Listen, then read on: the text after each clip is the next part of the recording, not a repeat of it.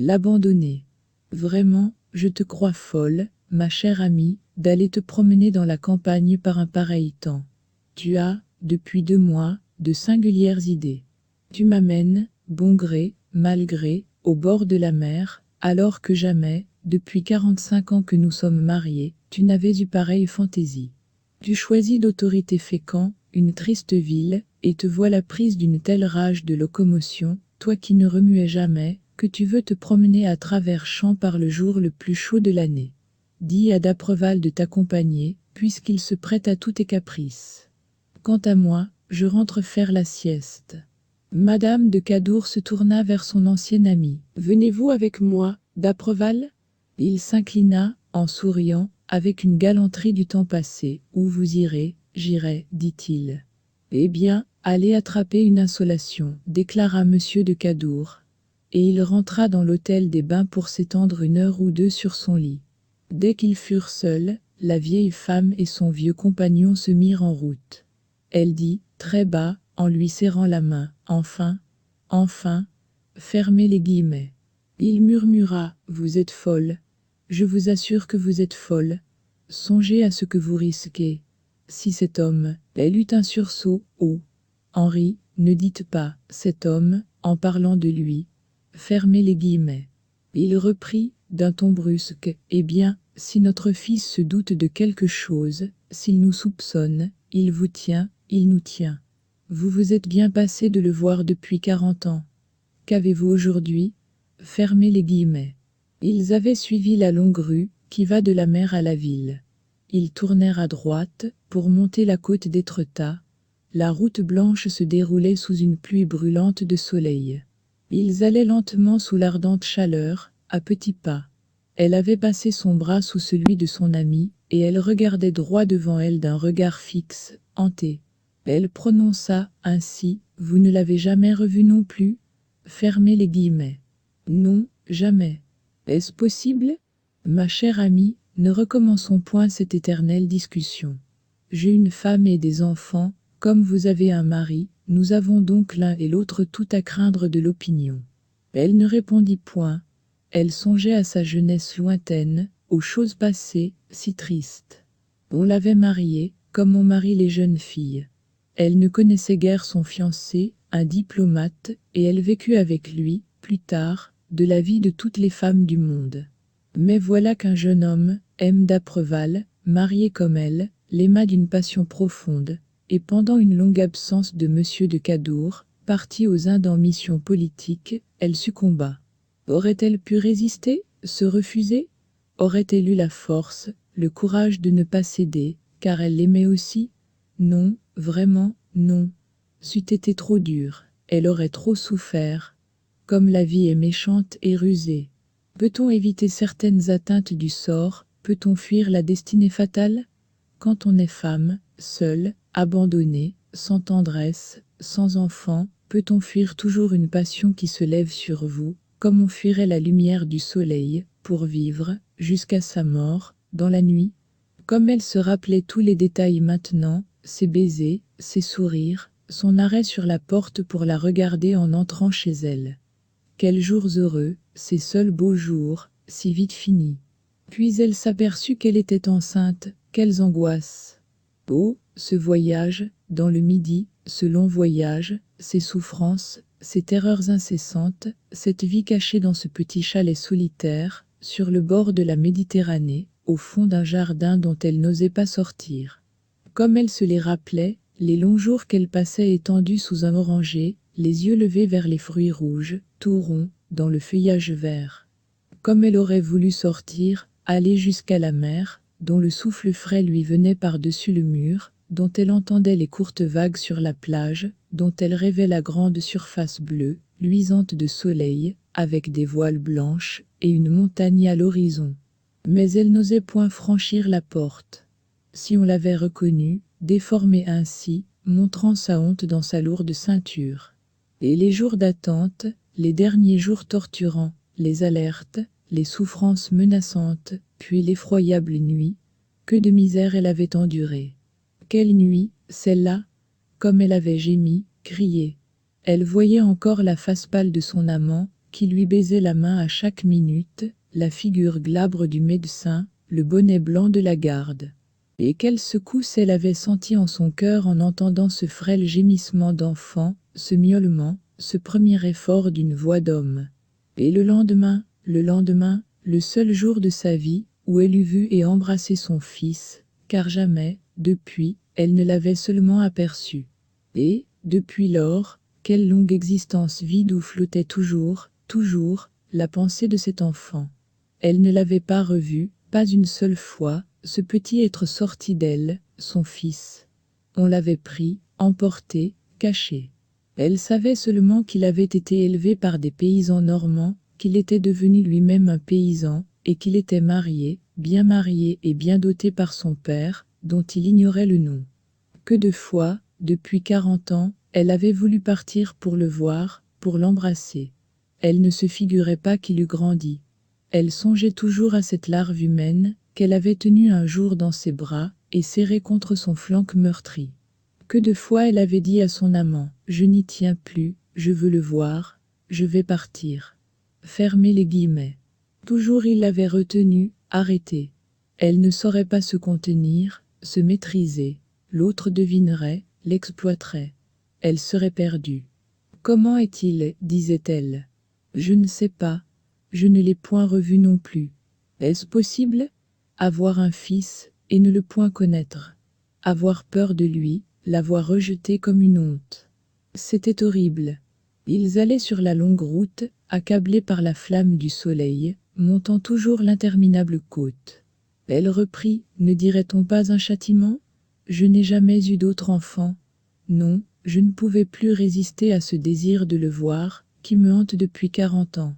Vous ne comprenez pas cela, vous, les hommes. Songez que je suis tout près de la mort. Et je ne l'aurais pas revu. Pas revu, est-ce possible ? Comment ai-je pu attendre si longtemps ? J'ai pensé à lui toute ma vie. Quelle affreuse existence cela m'a fait.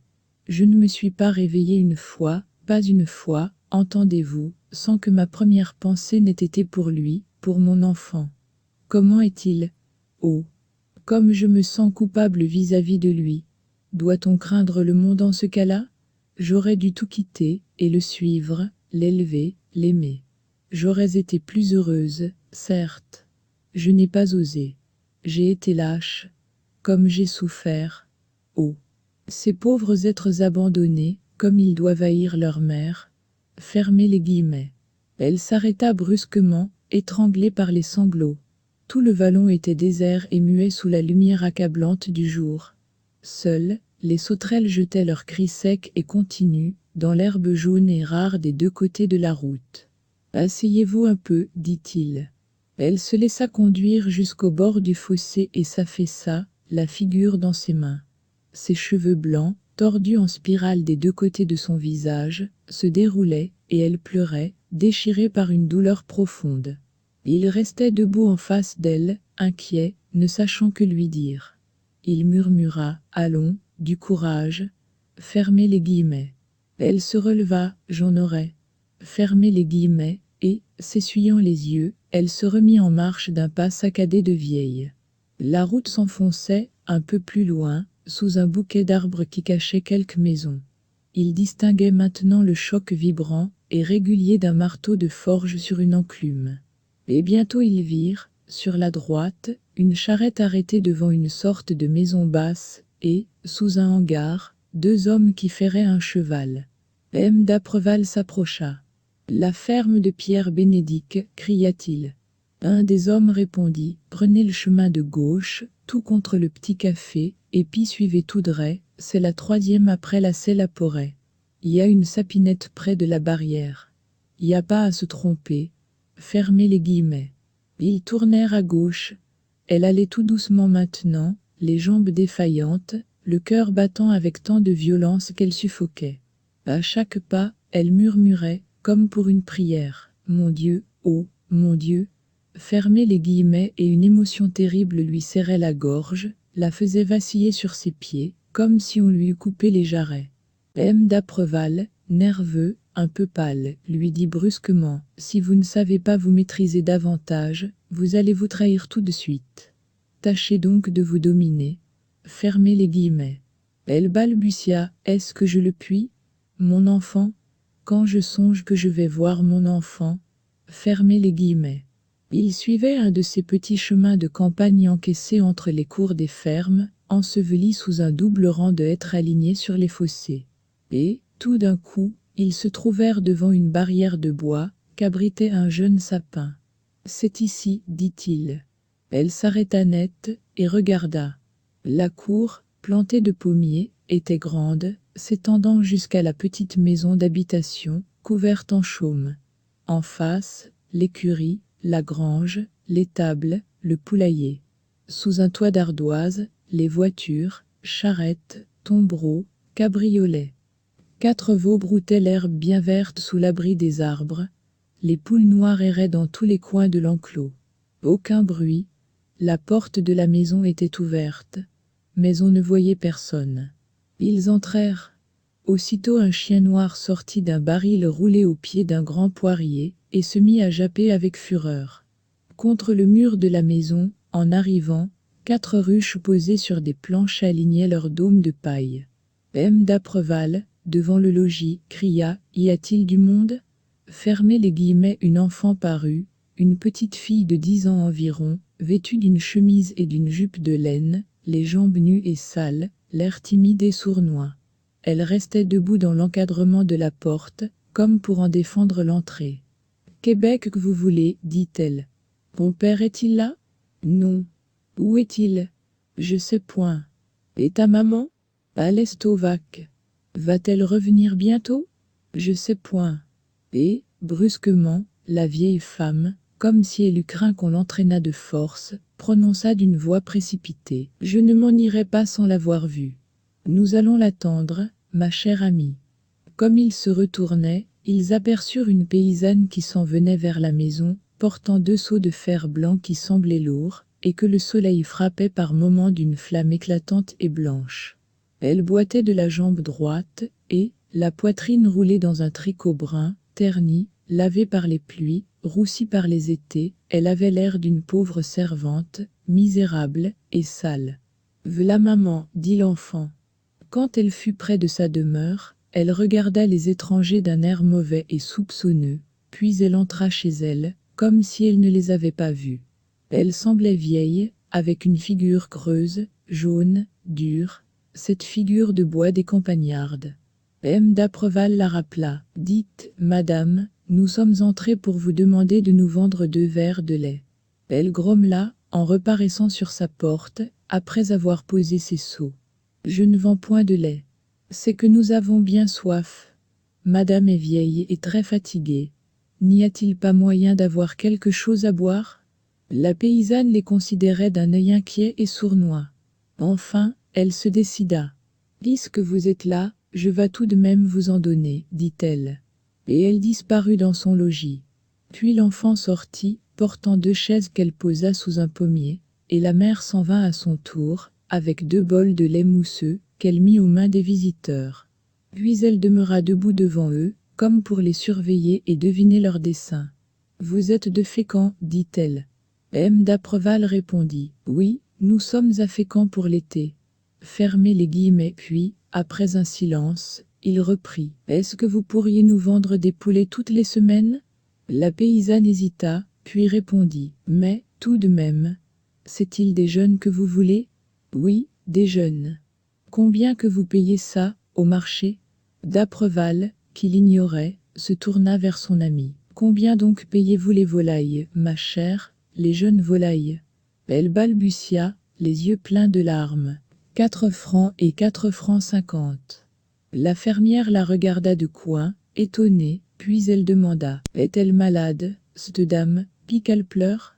Il ne savait que répondre, et bégaya. « Non, non, mais elle a perdu sa montre en route, une belle montre, et ça lui a fait de la peine. Si quelqu'un la trouve, vous nous préviendrez. » La mère Bénédicte ne répondit rien, jugeant sa louche. Et soudain, elle prononça « V'là mon homme !» Elle seule l'avait vu entrer, car elle faisait face à la barrière. D'Apreval eut un sursaut, Madame de Cadour faillit tomber en se tournant éperdument sur sa chaise. Un homme était là, à 10 pas, tirant une vache au bout d'une corde, courbée en deux, soufflant. Il prononça, sans s'occuper des visiteurs, « Maudit, Kéros !» Et il passa, allant vers l'étable où il disparut. Les larmes de la vieille femme s'étaient taries brusquement, et elle demeurait effarée, sans parole, sans pensée. Son fils, c'était là son fils. Fermez les guillemets. D'Apreval, que la même idée avait blessé, articula d'une voix troublée. « C'est bien monsieur Bénédicte ?» La fermière, méfiante, demanda. « Québec qui vous a dit son nom ?»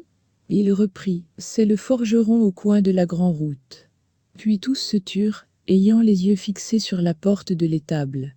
Elle faisait une sorte de trou noir dans le mur du bâtiment. On ne voyait rien dedans, mais on entendait des bruits vagues, des mouvements, des pas amortis par la paille semée à terre.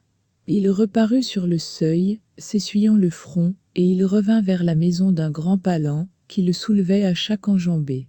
Il passa encore devant ces étrangers sans paraître les remarquer, et il dit à sa femme « Va me tirer une cruche de cidre, j'ai soif. » Puis il entra dans sa demeure. La fermière s'en alla vers le cellier, laissant seuls les Parisiens. Et Madame de Cadour, éperdue, bégaya « Allons-nous-en, Henri, allons-nous-en. » D'Apreval lui prit le bras, la souleva, et la soutenant de toute sa force, car il sentait bien qu'elle allait tomber, il l'entraîna, après avoir jeté 5 francs sur une des chaises. Dès qu'ils eurent franchi la barrière, elle se mit à sangloter, toute secouée par la douleur et balbutiant. « Oh, oh, voilà ce que vous en avez fait ?» Il était fort pâle. Il répondit d'un ton sec. « J'ai fait ce que j'ai pu. Sa ferme vaut 80 000 francs. C'est une dot que n'ont pas tous les enfants de bourgeois. » Et ils revinrent tout doucement, sans ajouter un mot. Elle pleurait toujours. Les larmes coulaient de ses yeux et roulaient sur ses joues, sans cesse. Elles s'arrêtèrent enfin, et ils rentrèrent dans Fécamp. Monsieur de Cadour les attendait pour dîner. Il se mit à rire et cria, en les apercevant. « Très bien, ma femme a attrapé une insolation. J'en suis ravi.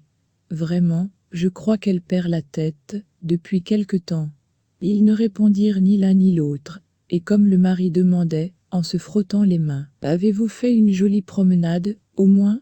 D'Apreval répondit, « Charmante, mon cher, tout à fait charmante. »